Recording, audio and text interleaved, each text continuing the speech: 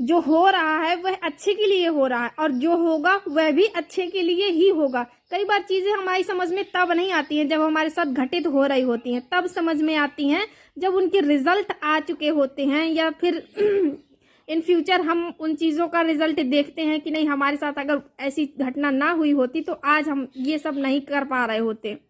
आज की कहानी ना बहुत ही प्रेरणादायक है, आपको सुननी चाहिए। एक बगीचे में बहुत सारे फल लगे थे। वहाँ का जो माली था वो रोज कुछ नए फल लेके राजा के यहाँ देने जाया करता था। खूब सारे फल लगे थे, सेब, संतरा, तरबूज, खरबूज, अंगूर, दुनिया भर के फल लगे थे।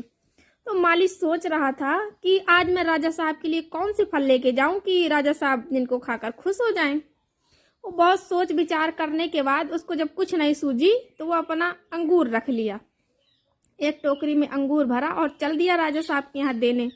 रास्ते में सोच रहा था काश इसी में मैं 4-6 सेब रख लेता, थोड़े तरबूज रख लेता, या और भी फल रख लेता, संतरा रख लेता।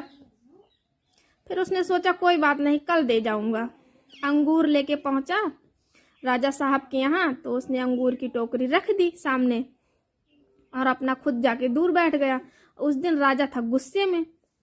राजा बार बार अंगूर उठाए और उस माली के ऊपर फेंक के मारे। वो हर बार माली बोले, हे भगवान आपका धन्यवाद। फिर उसने अपना अंगूर उठाया, फिर उसके माली के मारा जोर से। माली के लग भी रहा था, पर उसने फिर भगवान को कहा, भगवान आपका धन्यवाद। फिर राजा ने उठाया, एक मुट्ठी उठाया और उसके माली के मुंह पर मारा। फिर उसने भगवान से बोला, आपका धन्यवाद प्रभु।